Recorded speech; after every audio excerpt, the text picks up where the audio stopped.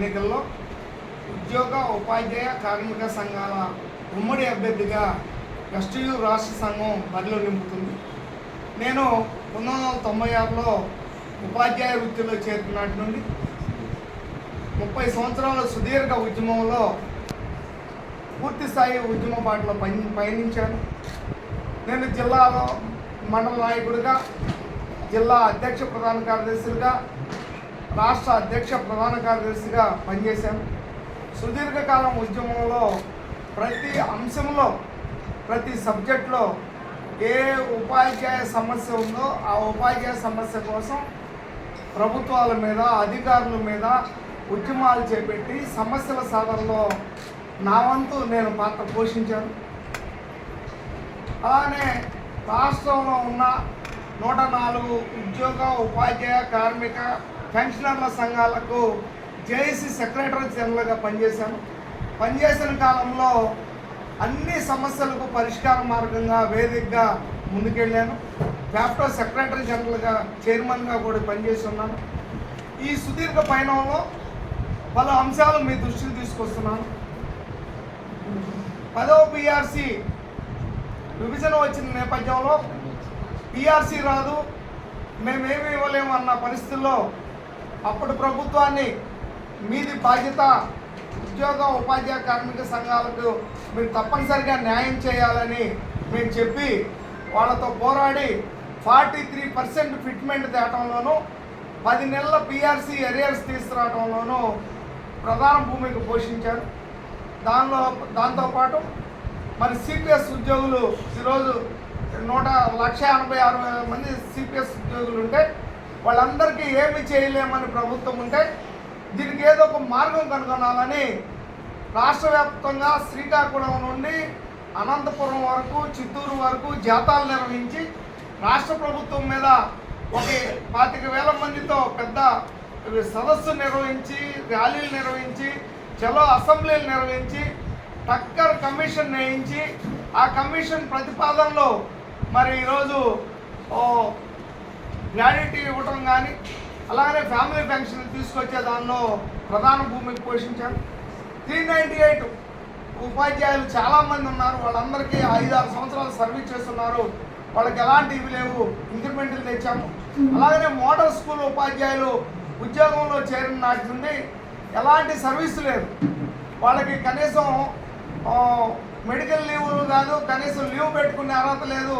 మీరు out sourcing అన్న దీంతో చూస్తే మోడల్ స్కూల్లో ఉన్న ఉపాధ్యాయులందరి పరిరక్షణ కోసం నేను వాళ్ళందరిని తీసుకొని వెళ్ళి కమిషనర్తోనూ, ప్రిన్సిపల్ సెక్రటరీతోనూ, అలానే మరి ముఖ్యంగా ముఖ్యమంత్రులతో మాట్లాడి ఆ అందరి సమస్యకి సర్వీస్ రూల్స్ తీసుకురావడంతోనూ, వాళ్ళందరికీ 010 తీసుకురావడంతోనూ, వాళ్ళందరి సర్వీస్ని మొదలైన చేయడంతోనూ ప్రధాన పాత్ర పోషించారు.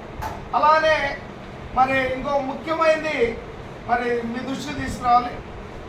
కేజీబీలో పనిచేస్తున్న ఉపాధ్యాయులు వాళ్ళందరూ అవుట్ సోర్సింగ్, కాంట్రాక్ట్ అని చెప్తుంటే కాదు, వాళ్ళందరూ సమాన పనికి సమాన వేతనం ఇవ్వాలని కేంద్రంలో మాది 60% కేంద్రము, మేము 40%. అంటే కేంద్రంలో ఉన్న ఉన్నత అధికారులతో పాటు విద్యాశాఖ మంత్రిని కూడా కలిసి వాళ్ళందరినీ రెగ్యులర్ చేయాలనే కాన్సెప్ట్తో పనిచేయడం జరిగింది.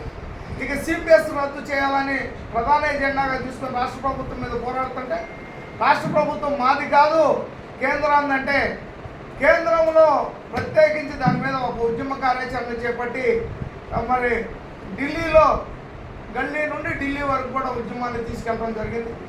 ఇక ప్రధానమైన అంశం రాష్ట్రంలో అవుట్సోర్సింగ్లో పనిచేస్తున్న 40,000 మంది ఉపాధ్యాయులు, ఉద్యోగులు చాలామంది కాంట్రాక్ట్ అవుట్సోర్సింగ్లో మాకు ఆర్ఎంఎస్ఏ ద్వారా నియమితులయ్యారు. హెల్త్ డిపార్ట్మెంట్లో ఉన్నారు.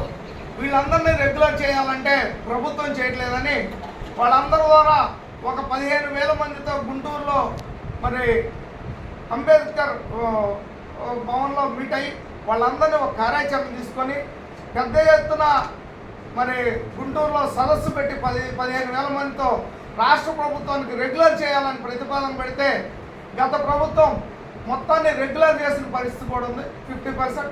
ఇంకా రెగ్యులర్ చేయాల్సిన అంశం కూడా ఉంది. ఇక మేము పెన్షనర్స్కి క్వాంటమ్ పెన్షన్ పెంచాలనే అంశం ఉంది. వాటి మీద పోరాడి క్వాంటమ్ పెన్షన్ కూడా తీసుకొచ్చాం. ఇక ఇప్పుడు ప్రధాన సమస్యలు మన మీద ఉన్నాయి. డెట్ రాష్ట్రంలో 2011 ముందు పూర్వం ఉన్న ఉపాధ్యాయులు డెట్ సమస్యను ఎదుర్కొంటున్నారు. డెట్ వాస్తవంగా తప్పనిసరిగా రాయాలని కేంద్రం ఎన్సీఆర్టీ నామ్స్ వరకు కోర్టు ఉత్తర్వుల ప్రకారం చేయాల్సి వచ్చిన నేపథ్యంలో కేంద్రంలో దాన్ని రద్దు చేయాలని పెద్ద ఎత్తున ఐక్య ఉద్యమాలు చేశాం. అయినప్పటికీ కేంద్ర ప్రభుత్వం స్పందించలేదు. దాని నేపథ్యంలో రాష్ట్ర ప్రభుత్వాన్ని అడిగాం. రాష్ట్ర ప్రభుత్వం ప్రత్యేక టెస్ట్ నిర్వహించడానికి సానుకూలంగా స్పందించింది. అందుకు ధన్యవాదాలు. అయితే మేము దానిలో 2 డిమాండ్లు పెట్టినాం. ఒకటి మాన్యువల్ కావాలి, దానిలో మార్కులు కూడా డిపార్ట్మెంట్ మార్కుల్లాగా అందరికీ 40 మార్కులు కుదించి ఆ యొక్క టెట్ను పెట్టాలని మేము డిమాండ్ చేస్తున్నాం. అలానే ఈరోజు రాష్ట్రంలో ఉన్న ఉద్యోగ ఉపాధ్యాయ కార్మిక పెన్షనర్లందరికీ ఐఆర్ పిఆర్సీ కమిటీకి రూపాయితో పని లేదు. రాష్ట్ర ప్రభుత్వం 3 సంవత్సరాలు అవుతుంది పిఆర్సీ కమిటీ వేయాల్సింది. గత ప్రభుత్వం మన్మోహన్ సింగ్ గారిని వేసింది. ఆయన ప్రభుత్వం మాట వల్ల ఆయన జాయిన్ కాలేదు. కానీ ఇప్పుడు మేమందరం జేఏసీలు కోరుతున్నాయి, ఉపాధ్యాయ సంఘాలు కోరుతున్నాయి. అయినప్పటికీ ఈ ప్రభుత్వం మీనమేషాలు లెక్కేస్తుంది. ఇమీడియట్గా పిఆర్సీ కమిటీ వేయాలని డిమాండ్ చేస్తున్నాం. దాంతోపాటు ఐఆర్ మేము విభజన పొందిన తెలంగాణలో 3 సంవత్సరాల నుండి ఐఆర్ తీసుకుంటున్నాం. మరి ఏపీలో ఉన్న మరి ఉద్యోగులకి ఇటువంటి పరిస్థితి వచ్చింది. ఈ యొక్క కూటమి ప్రభుత్వం మేము రాగానే ఐఆర్ ఇస్తాం, పిఆర్సీ ఇస్తాం, మీకు అన్ని న్యాయం చేస్తామన్న ప్రభుత్వం ఇంతవరకు చర్చలకు కూడా పిలవట్లేదు, మాట్లాడట్లేదు. డిఏలు 5 పెండింగ్ ఉన్నాయి, ఇవేం పట్టించుకోవట్లేదు. కాబట్టి వీటి మీద సుదీర్ఘ పోరాటం చేయాల్సిన బాధ్యత ఉంది. దానిలో అనేక ఉద్యమాలు చేస్తున్నాం అంటే ఆ ఉద్యమాల్లో తప్పనిసరిగా మేము పాల్గొంటాం. ఇవి సాధించేంత వరకు మా పాత్రగా కూడా చేస్తాం. మరి ముఖ్యంగా ఈరోజు రాష్ట్ర ప్రభుత్వం అసెస్మెంట్ బుక్స్ అని ఎగ్జామినేషన్ రీమోడల్ చేసింది. దానివల్ల ఎన్ని ఇబ్బందులు ఉన్నాయి, స్లిప్ టెస్ట్ వల్ల ఎన్ని ఇబ్బందులు ఉన్నాయి, హై స్కూల్లో ఎదుర్కొంటున్న సమస్యలు ఏంటి, వీటన్నిటి మీద సమగ్ర నివేదికను రాష్ట్ర ప్రభుత్వానికి ఇచ్చి అవి సాధించేంత వరకు మా వంతు ప్రయత్నం చేస్తాం. అందుకోసమే మరి మనం ఇంతవరకు 30 సంవత్సరాల ఉద్యమ గలంతో ఉద్యమ కార్యాచరణలో అనేక సంఘటనలు అనేకలు సాధించాం. చలో అసెంబ్లీలు పెట్టాం. అలాగే ఎన్నోసార్లు అరెస్ట్ అయ్యాం. ఆ అరెస్టుల ద్వారా ఎన్నో సాధించాం. మరి అట్లాగే ముఖ్యమంత్రులతో చర్చించినప్పుడు కానీ, అధికారులతో చర్చించినప్పుడు కానీ, ఆర్థిక శాఖ మంత్రులతో చర్చించినప్పుడు కానీ ఆర్థిక అంశాలన్నీ సెటిల్ చేసిన పరిస్థితులు ఉన్నాయి. ఈ 3 సంవత్సరాల నుండి సెటిల్ కాని పరిస్థితులు ఉన్నాయి. వీటి కోసం ఉద్యమం చేపట్టాల్సిన బాధ్యత కూడా ఉందని తెలియజేస్తున్నాను.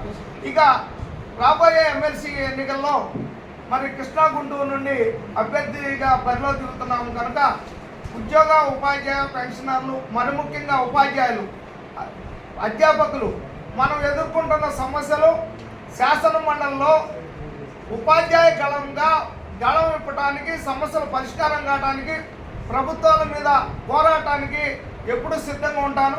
కాబట్టి మీ అందరూ ఆశీర్వదించి మొదటి ప్రాధాన్యత ఓటు వేసి గెలిపించాలని మరి మీ ద్వారా విజ్ఞప్తి చేస్తున్నాను.